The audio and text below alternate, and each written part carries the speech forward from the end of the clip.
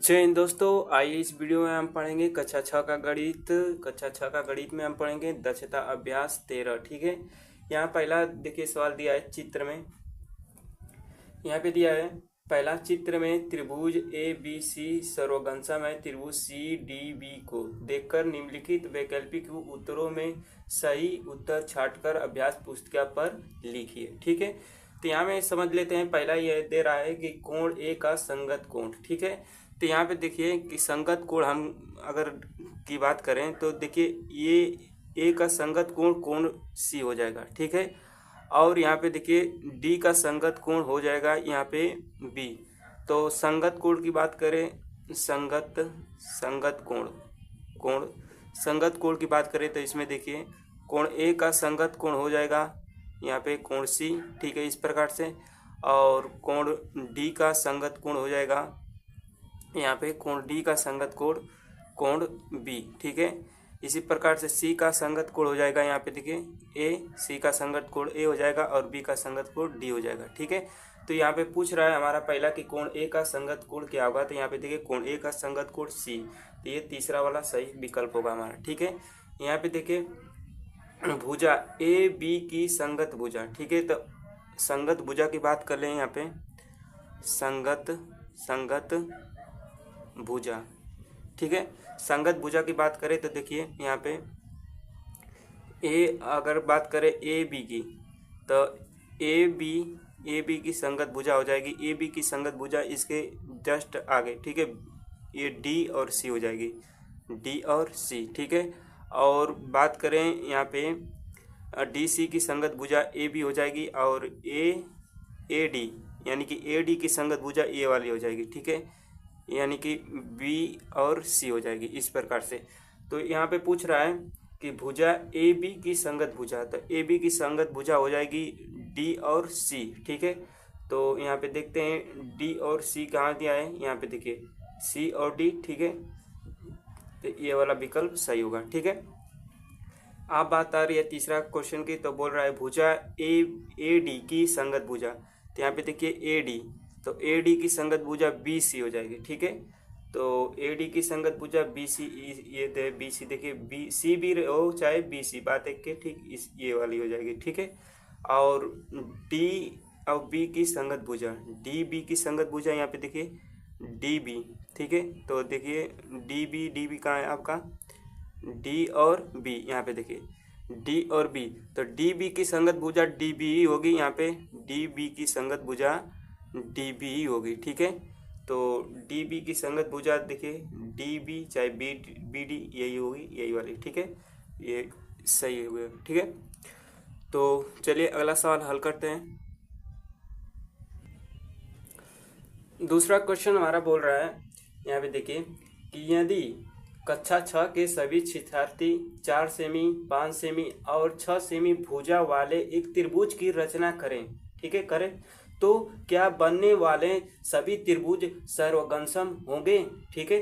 तो ये इसका उत्तर होगा। ठीक है, इसका उत्तर हो जाएगा कि हाँ सर्वगंसम होंगे। हाँ है। ठीक है, सर्वगंसम होंगे। ठीक है, क्योंकि मान लीजिए कि कक्षा 6 में मान लीजिए कि 20 बच्चे हैं या 30 बच्चे हैं, तो सबको दे दिया गया 4 सेमी, 5 सेमी और 6 सेमी का त्रिभुज बनाने के लिए। ठीक है। तो सभी बच्चे एक ही माप के त्रिभुज बनाएंगे, तो सभी त्रिभुज आपस में क्या होंगे, सर्वगंसम होंगे। ठीक है, सर्वगंसम होंगे। ठीक है। तो वही बोल रहा है कि क्या आपस में त्रिभुज सर्वगंसम होंगे, तो हाँ होंगे, इसका हाय हो जाएगा। ठीक है, होंगे। ठीक है। चलिए अगला क्वेश्चन देखते हैं। आइए तीसरा क्वेश्चन देखते हैं। यहाँ पे देखिए बोल रहा है यदि त्रिभुज ए बी सी, ठीक है, सर्वगंसम है त्रिभुज पी क्यू आर। ठीक है, तथा ए बी 3.2 सेमी, बी सी 5 सेमी और सी ए 7 सेमी है, तो त्रिभुज पी क्यू आर की भुजाओं की माप। ठीक है, यहाँ पे माप है, माप लिखिए। ठीक है, यहाँ पे भुजाओं की माप लिखना है। तो चलिए हम लिखते हैं, यहाँ पे नाप रहेगा, नाप लिखिए। ठीक है। तो यहाँ पे देखिए त्रिभुज ए बी सी सर्वगंसम है त्रिभुज पी क्यू आर के, इस ये दोनों आपस में सर्वघन सम है। तो जो इसका माप रहेगा वही इसका माप रहेगा, ठीक है। जो इसका माप रहेगा वही इसका भी माप रहेगा। जैसे कि मान लीजिए कि अब हम त्रिभुज बना दिए, ठीक है। मान लीजिए ये त्रिभुज बनाएं इस प्रकार से, ठीक है। मान लीजिए ये त्रिभुज है, ये ए हो गया, ठीक है। आइए जिसे ए बी और यहाँ पे देखिए ए बी कर दिया जाए या सी कर दिया जाए, ठीक है। तो देखिए ए बी 3.2 हो गया सेमी और बी सी, ठीक है। बी सी 5 सेमी यहाँ पे हो गया और सी ए 7 मान लीजिए, सी ए और ये 7 सेमी हो गया, ठीक है। उसी प्रकार से मान लीजिए कि इसी माप का एक त्रिभुज बना दिया जाए इस प्रकार से, ठीक है। तो इसका नाम दे दिया जाए पी क्यू आर, ठीक है, पी क्यू आर। तो ये दोनों आपस में क्या है, त्रिभुज सर्वघन सम होंगे। ये भी आपस में क्या होंगे, दोनों सर्वघन सम है, ठीक है। ये बोल रहा है दे, तो यही पी क्यू, ये जब दोनों सर्वघन सम है तो पी क्यू जितना होगा उतना ए बी, यानी कि ए बी के बराबर पी क्यू होगा, ठीक है। यानी कि हम लिख सकते हैं इस प्रकार से कि ए बी की माप जितना रहेगी उतना पी क्यू की माप रहेगी, ठीक है। और जितना कि यहाँ पे देखिए जितना यहाँ पे बी सी, ठीक है, बी सी की माप रहेगी उतना क्या रहेगा, क्यू आर की माप रहेगी, ठीक है, क्यू आर की, ठीक है। और ए सी की जितना माप रहेगा उतना यहाँ पी आर की माप रहेगी, पी आर की, ठीक है। तो यहाँ पे देखिए ए बी की माप दे रहा है, देखिए ए बी की माप दे रहा है 3.2, तो पी क्यू का माप भी हो जाएगा, यहाँ पे पी क्यू की माप भी हो जाएगा 3.2 सेमी, ठीक है, सेमी, ठीक है। यहाँ पे देखिए यहाँ पे देखिए सी बी की माप दिया है, सी बी की 5 सेमी, तो क्यू आर की माप भी हो जाएगी, यहाँ पे क्यू आर की माप हो जाएगी 5 सेमी, ठीक है, 5 सेमी। इस प्रकार से यहाँ ए सी की माप दे रहा है 7 सेमी, तो ए सी बराबर पी आर है, तो यहाँ पे पी आर का भी माप हो जाएगा 7 सेमी, ठीक है, इस प्रकार से, ठीक है। चलिए अगला सवाल देखते हैं।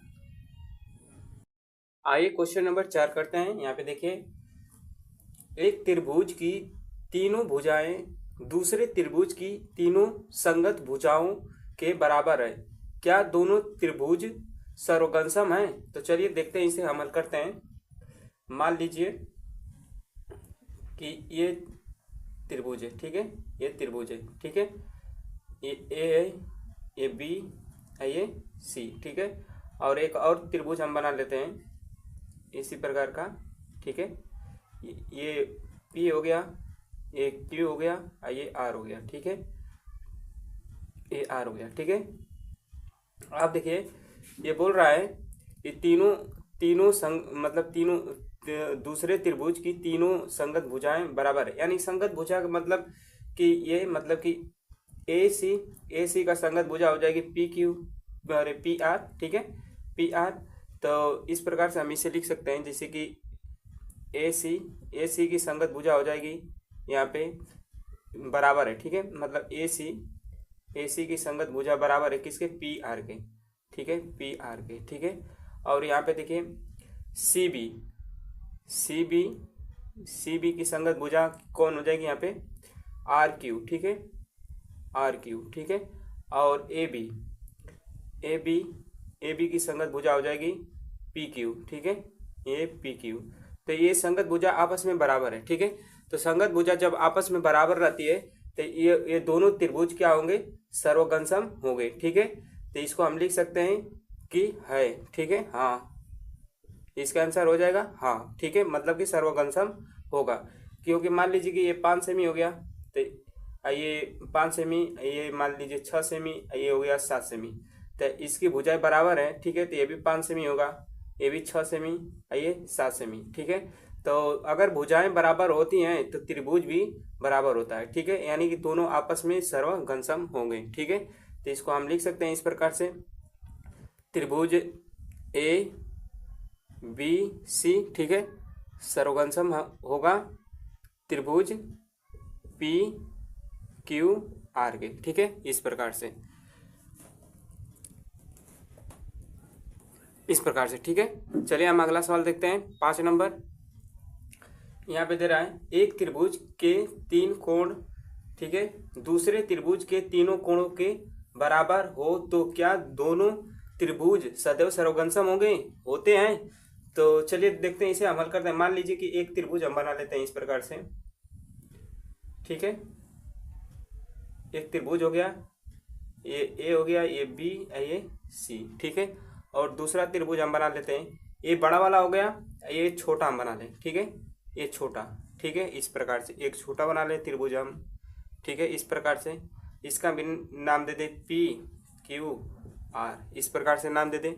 तो मान लीजिए कि ये हम मान लेते हैं कि ये 90 अंश का है, ठीक है, और ये कोण 45 अंश का है, और ये वाला भी कोण 45 अंश का है, ठीक है। इसको भी हम मान लेते हैं ये 90 अंश का है, ठीक है, और ये कोण 45 अंश का है, और ये भी 45 अंश का है, ठीक है, 45 अंश का है। तो यहाँ पे देखते हैं हम कि देखिए इसका यहाँ कोण ए बराबर होगा कोण पी के, ठीक है, क्योंकि कोण ए भी 90 का है और कोण पी भी 90 का है, ठीक है। यहाँ पे देखिए कोण सी की बात करें तो कोण सी बराबर होगा कोण आर के, ठीक है। और यहाँ पे देखिए कोण बी बराबर होगा कोण क्यू के, ठीक है। तो क्या पूछ रहा है कि क्या दोनों, ठीक है, दोनों त्रिभुज सदैव सर्वगंसम होंगे। तो ये सर्वगंसम नहीं हो सकते। क्यों नहीं हो सकते? क्योंकि सर्वगंसम हम उसे कहते हैं कि देखिए मान लीजिए एक त्रिभुज है ये वाला, और इस वाले त्रिभुज को उठाकर इसके ऊपर रखें तो ये पूरी तरह से इसको ढक ले, ठीक है। भले से देखिए अगर ये इसका कोण देखिए बराबर है, लेकिन ये छोटा है ये बड़ा है, ठीक है, तो इसको उठाकर इसके ऊपर रखेंगे तो ये पूरी तरह से इसको ढक नहीं पाएगा, तो ये सर्वगंसम नहीं होगा। हाँ, भुजा अगर बराबर होती, ठीक है, भुजा अगर बराबर होती तो त्रिभुज जैसे एक साइज का होता है, ठीक है, सर्वगंसम होगा। लेकिन कोण अगर दोनों का बराबर रहेगा तो वो सदैव सर्वगंसम नहीं होगा, ठीक है। तो यहाँ लिख देंगे कि दोनों त्रिभुज सर्वगंसम नहीं होंगे, ठीक है। ये हमारा उत्तर हो गया, ठीक है। चलिए अगला सवाल देखते हैं। आइए 6 नंबर सवाल हल करते हैं। यहाँ पे देखिए बोल रहा है एक त्रिभुज का एक कोण 130 का है, शेष 2 कोण आपस में बराबर है, इन दोनों कोणों की माप ज्ञात कीजिए, ठीक है। तो मान लीजिए कि एक त्रिभुज, ठीक है, त्रिभुज है, इसको हम हल करते हैं। यहाँ पे देखिए, ठीक है, मान लीजिए ये त्रिभुज है, ठीक है, और इसका कोण दे रहा है 130 का, ठीक है, 130 अंश का, ठीक है। तो शेष 2 कोण कितना का होंगे? मान लीजिए ये इस प्रकार से हम कोण बना दें, ठीक है, इस प्रकार से। तो ये वाला कोण और ये वाला कोण हमें पूछ रहा है, ठीक है। ये दोनों कोण आपस में क्या है? बराबर रहेंगे, ठीक है। तो मान लीजिए ये दोनों कोण आपस में बराबर रहेंगे, तो अब इसे इस प्रकार से निकाल देते हैं कि पूरा टोटल 180 अंश का होता है, ठीक है। पूरा टोटल कोण त्रिभुज के तीनों कोणों का योग 180 अंश होता है, ठीक है। तो 180 में से हम क्या करेंगे? 130 माइनस करेंगे, ठीक है, तो ये हो जाएगा 50 अंश, ठीक है। अब 50 अंश में क्या करें हम कि दोनों कर है ना, कि शेष 2 कोण आपस में बराबर है, तो शेष 2 कोण आपस में बराबर है, तो 50 का हम 2 भाग कर दें तो कितना आएगा? 25 अंश, ठीक है। तो ये वाला हो जाएगा 25 अंश का, और ये भी हो जाएगा 25 अंश का। समझ में आया आपको? चलिए अगला सवाल हल करते हैं। यहाँ पे देखिए 7 नंबर कह रहा है एक समकोण त्रिभुज के 2 कोण बराबर हैं, दोनों कोण कितने कितने अंश के हैं, ठीक है। तो इसे हम हल करेंगे। तो समकोण त्रिभुज उसे कहते हैं जिसका एक कोण 90 अंश का होता है, 90 अंश का, ठीक है। इसका नाम दे सकते हैं ए बी सी, ठीक है, इसका भी नाम ए बी सी नाम दे सकते हैं, ठीक है। अब देखिए समकोण त्रिभुज का एक कोण कितना होता है? 90 अंश का, ठीक है, 90 अंश का। आप कह रहे हैं यहाँ पे कि एक समकोण त्रिभुज के 2 कोण बराबर है, मतलब 2 कोण बराबर है, दोनों कोणों कितने कितने अंश के होंगे, ठीक है। तो ये एक तो 90 का हो गया। अब ये वाला पूछ रहा है, ये वाला पूछ रहा है, मतलब कि कोण सी और कोण यहाँ पे देखिए कोण सी और कोण बी आपस में बराबर होना चाहिए, ठीक है। तो उसी प्रकार से निकालेंगे जैसे को इस तरह निकालें। पूरा टोटल 180 अंश का होता है, 180 अंश में से 90 माइनस कर देंगे तब 90 अंश होगा, ठीक है। अब 90 अंश में क्या करेंगे कि 2 का भाग कर देंगे तो आधा हो जाएगा ये, ठीक है। तो ये हो जाएगा 45, ठीक है, 45 अंश का। तो ये 45 अंश का होगा, ये भी क्या हो जाएगा 45 अंश का, ठीक है। समझ में आ रहा होगा आपको। चलिए अगला सवाल हल करते हैं। आइए 8 नंबर सवाल हम देखते हैं। यहाँ पे देखिए क्वेश्चन दिया है हमारा कि पार्श्वकित चित्र में बिंदु डी ई त्रिभुज ए बी ई, ठीक है, ए बी सी, ठीक है। आइए 8 नंबर सवाल हल करते हैं। यहाँ पे देखिए पार्श्वकित चित्र में बिंदु डी ई त्रिभुज ए बी सी की भुजा ए बी और ए सी पर इस प्रकार स्थित है कि डी ई लंब बी सी यदि कोण बी बराबर 30 और कोण ए बराबर 40 तो कोण एक्स वाई जेड के मान ज्ञात कीजिए, ठीक है। यहाँ पे बोल रहा है देखिए कि मतलब यहाँ पे देखिए बी और ए और सी पर ये लंब दो है, किरण बी और सी और ई, ठीक है। तो यहाँ पे दे रहा है, हल करते हैं इसे, कि दे रहा है कोण, यहाँ पे देखिए कोण बी बराबर 30 अंश और कोण ए बराबर यहाँ पे 40 अंश, ठीक है। तो एक चीज़ ध्यान दीजिए कि देखिए ये दो रेखा पर, ठीक है, ये बना है कोण, ठीक है। तो जितना ये होगा उतना ये होगा, ठीक है। यानी कि इसे हम लिख सकते हैं कि कोण बी बराबर होगा कोण डी के, ठीक है। कोण बी बराबर होगा कोण डी के। तो कोण डी का मान कितना हो जाएगा, ये भी यहाँ पे देखिए कोण बी बराबर होगा जितना कोण बी वाला होगा उतना कोण डी का भी होगा, ठीक है। तो कोण डी कितना है यक्स, तो यक्स का मान भी कितना हो जाएगा 30 अंश, ठीक है। इस प्रकार से यहाँ पे देखते हैं कि देखिए जितना कोण वाई का होगा उतना कोण जेड का होगा, ठीक है। तो इस प्रकार से हम लिख सकते हैं कि जितना कोण मतलब वाई का होगा उतना ही कोण क्या होगा जेड का होगा। कोण वाई बराबर होगा कोण जेड, ठीक है। इस प्रकार से अब देखिए अब हम निकाल लेते हैं। देखिए वाई का मान, यक्स का मान हमारा निकल गया 30, ठीक है। यहाँ से चाहेंगे तो जेड का मान भी निकाल देंगे, ठीक है। और जितना ये होगा उतना ये होगा, ठीक है। तो चलिए हम निकाल देते हैं इसे इस प्रकार से। त्रिभुज चाहे इसको लेके निकालें जेड का मान, चाहे ये त्रिभुज लेके हम निकालें, ठीक है। दोनों तरीका से हम निकाल सकते हैं। तो चलिए बड़ा वाला को लेकर निकाल देते हैं ये वाला, ठीक है। नहीं तो चलिए ठीक है इसी प्रकार से निकाल देते हैं। त्रिभुज बी ए सी में, ठीक है, बी ए सी में। तो यहाँ पे हो जाएगा हमारा देखिए कोण बी प्लस कोण सी और प्लस कोण ए होता है 180 अंश के बराबर, ठीक है। आपको पता है तो कोण बी का मान 30 दिया है और प्लस कोण सी का मान वाई है निकालना है, ठीक, प्लस और कोण ए 40 है, ठीक है, और बराबर 180, ठीक है। इस प्रकार से अब देखिए यहाँ पे अब 30 और 40 को जोड़ देंगे तो हो जाएगा 70, ठीक है। तो हो जाएगा 70 अब प्लस वाई और बराबर का 180 अंश, ठीक। अब वाई बराबर इसे हम 75 कर देंगे तो 180 माइनस का 70 हो जाएगा। तो वाई बराबर आप देखिए इसको हम घटा देंगे तो ये हो जाएगा 0, 7 में से 8 में से 7 घटेगा 1 और 1, यानी कि वाई का मान 110 आएगा, ठीक है। वाई का मान 110। तो यहाँ पे लिख सकते हैं हम कि वाई, देखिए वाई का मान भी निकल गया, ठीक है। और जेड का जितना वाई का मान रहेगा उतना जेड का मान, ठीक है। यहाँ पे लिखे हैं कोण वाई बराबर कोण जेड, ठीक है। तो जेड बराबर हो जाएगा 110, ये भी ठीक है।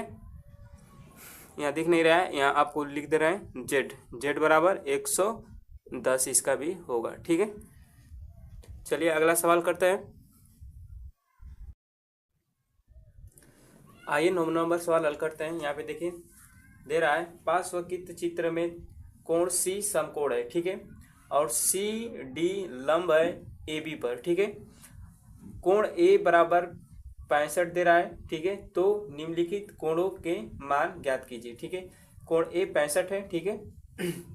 तो हमें सबसे पहले यह निकालना है, देखिए कि कोण ए सी डी, यानी कि ए सी डी, ठीक है। तो हम लिख लेंगे त्रिभुज ए सी डी में, ठीक है, ए सी डी में, इसमें, ठीक है। तो हमें कोण सी निकालना है, यहाँ पे देखिए कोण सी निकालना है। तो हम लिख सकते हैं कि कोण ए और प्लस कोण सी और प्लस कोण डी बराबर होगा 180 अंश के बराबर, ठीक है। तो कोण ए दे दिया है 65 और प्लस कोण सी हमें निकालना है और प्लस कोण डी बताएं आपको ये 90 का है, तो ये भी डी वाला भी इधर का होगा 90, ठीक है, क्योंकि ए बी पर ये लंब है। जब लंब है तो इधर वाला और इधर वाला कोण 90 अंश का होता है, ठीक है, बराबर 180, ठीक है। तो कोण सी और प्लस इसको हम जोड़ देंगे तो हो जाएगा 155 और बराबर 180, ठीक है। तो कोण सी बराबर 180 माइनस का 155, इस प्रकार से आप देखिए यहाँ पे कोण सी 180 मिले, 180 मिले 155 घटेगा तो बचेगा 25 अंश, ठीक है। तो यहाँ पे इसका मान निकल गया, इसका मान 25 अंश हो गया, ठीक है। अब हम दूसरा देखते हैं, इस यहाँ पे देखिए दूसरा हमें निकालना है कोण बी सी डी का, ठीक है, बी सी डी का, ठीक है। तो इस प्रकार से हम अब निकालेंगे त्रिभुज ए बी सी में, ठीक है, ए बी सी में, यानी कि ए बी सी यह पूरे वाला है, मतलब देखिए ए बी सी ये सभी को लेंगे, ठीक है, पूरा बड़का वाला त्रिभुज लेंगे और जिसमें कोण सी बन रहा होगा, मतलब कोण सी तो 2 को बन रहा है, यहाँ पे देखिए ए सी डी, तो यहाँ पे हम लिखेंगे त्रिभुज, इसे लिख सकते हैं इस प्रकार से कि कोण ए सी डी और प्लस होगा डी सी बी, ठीक है, कोण डी सी बी बराबर, देखिए ये बोल रहा है कि कोण सी, यहाँ पे देखिए कोण सी समकोण है, तो यानी कि ये जो कोण बन रहा है ये कोण सी वाला, ये इन दोनों को जोड़कर कोण सी पूरा बोल रहा है 90 अंश का, ठीक है, यहाँ पे बोल रहा है समकोण है, ठीक। तो ये वाला मतलब ये वाला और प्लस ये वाला तो होगा 90 अंश के बराबर, इस प्रकार से, ठीक है।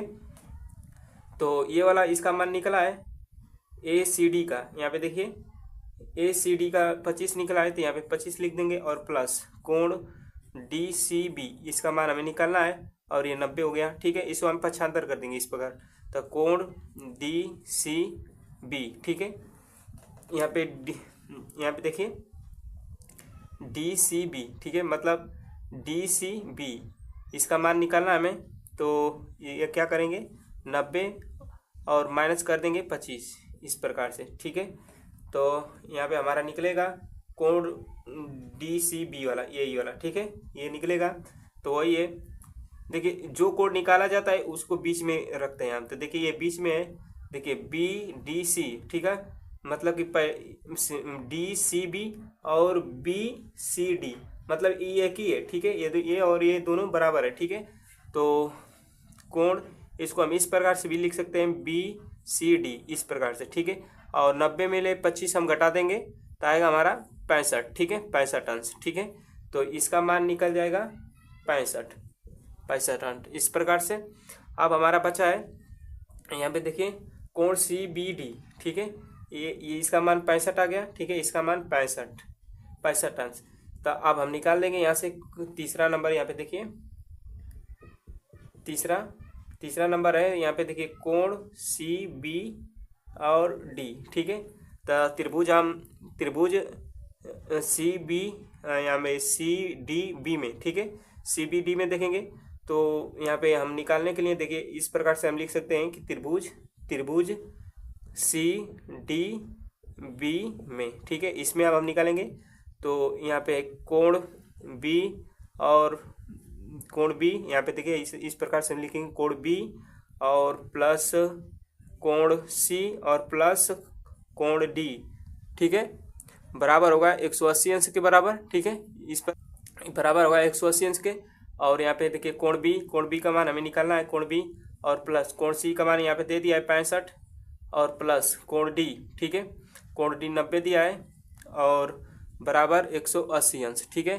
तो कोण बी बराबर, अब इसको जोड़ देंगे तो ये हो जाएगा 5 9 6 हो जाएगा 15, ठीक है, 155, ठीक है, और बराबर हो जाएगा 180 अंश, ठीक है। तो कोण बी बराबर 180 और माइनस कर देंगे 155, इस प्रकार से घटाएंगे तो कोण बी का मान भी क्या आएगा 25 अंश, ठीक है। तो इसका भी हो गया क्या 25 अंश, ठीक है। चलिए ये प्रश्नावली का मतलब सवाल अब समाप्त हुई। एक और इसमें सवाल दिया है जिसको हम चलिए देख लेते हैं, ठीक है। आइए एक और सवाल दिया है इस प्रश्नावली में जो विशेष प्रश्न करके दिया है, चलिए इसे भी जान लेते हैं, ठीक है। कह रहा है एक त्रिभुज का क्षेत्रफल उस वर्ग के बराबर है जिसकी भुजा 25 मीटर है। त्रिभुज के उस भुजा की लंबाई ज्ञात कीजिए जो शीर्ष बिंदु से 10 मीटर दूर है, ठीक है। ये इसका विकल्प दिया गया है, तो चलिए हम लिखते हैं, ठीक है। तो सबसे पहले त्रिभुज का क्षेत्रफल यहाँ पे लिखेंगे, त्रिभुज का क्षेत्रफल, त्रिभुज का, ये त्रिभुज है, इस प्रकार से हम लिख देते हैं आप लोग को, त्रिभुज, त्रिभुज का क्षेत्रफल, ठीक है, क्षेत्रफल बराबर है कर उस वर्ग के बराबर, ठीक है, वर्ग के बराबर। तो वर्ग का क्षेत्रफल यहाँ पे लिखेंगे, वर्ग का क्षेत्रफल, ठीक है, क्षेत्रफल। तो त्रिभुज का क्षेत्रफल का सूत्र होता है 1/2 गुणे आधार और गुणे ऊंचाई और बराबर, देखिए वर्ग का क्षेत्रफल होता है लंबाई गुणे चौड़ाई यानी कि भुजा का स्क्वायर, भुजा का स्क्वायर, ठीक है, इस प्रकार से। अब देखिए 1/2 यहाँ पे लिख देंगे गुणे आधार, ठीक है। तो देखिए आधार लंबाई ज्ञात कीजिए, ठीक है। तो आधार मतलब कि लंबाई, ठीक है, लंबाई जो आधार में होता है, ठीक है, वही लंबाई होती है, ठीक है, लंबाई। और देखिए लंबाई यहाँ पे दे दिया गया है, यहाँ पे देखिए 10 मीटर दूरी, 10 मीटर दूरी यानी कि ऊंचाई दे रहा है, ठीक है, 10 मीटर मतलब कि बोल रहा है ना शीर्ष बिंदु से, मतलब शीर्ष बिंदु से 10 मीटर दूरी, ठीक है, दूरी, ठीक है, मतलब कि ऊंचाई दे रहा है यहाँ पे 10, ठीक है। तो आधार हमें निकालना है यहाँ पे, आधार और ऊंचाई दे रहा है 10 मीटर, ठीक है, और बराबर भुजा 25 मीटर, यहाँ पे भुजा की जगह पर लिखेंगे, कह रहे हैं ना भुजा 25 मीटर है, ठीक है। तो भुजा 25 का होल स्क्वायर इस प्रकार से कर देंगे, ठीक है। तो इसे हम कटा देंगे 5 बार में, 5 के 5, ये 2 5 से 10 कटेगा, तो हो जाएगा आधार, आधार गुणे 5, ठीक है, और बराबर ये लिख सकते हैं 25 गुणे 25, इस प्रकार से 2 बारी से, ठीक है। अब आधार निकालना है, आधार, आधार बराबर इसे हम 75 कर देंगे, तो 25 गुणे 25, अब बटा के हो जाएगा 5, अब 50 25 5 बार में कट जाएगा। अब क्या करेंगे, बचेगा हमारा 5 गुणे 25, ठीक है। तो इसका गुणा कर दें, 50 25 को 5 5 दूना के 10 और 10 2 12 यानी कि 125। तो 125 इसका आंसर सही आएगा, यानी कि तीसरा वाला, ठीक है, 125 मीटर, ठीक है, यहाँ पे लिख सकते हैं मीटर, 125 मीटर। इसका क्या हो जाएगा लंबाई, इसकी लंबाई कितना हो जाएगी 125 मीटर, ठीक है। ये तीसरा विकल्प हमारा सही हो जाएगा। दोस्तों आपको वीडियो हमारी कैसी लगती है, यदि वीडियो पसंद आए तो चैनल को सब्सक्राइब जरूर करें और वीडियो को लाइक करें। धन्यवाद।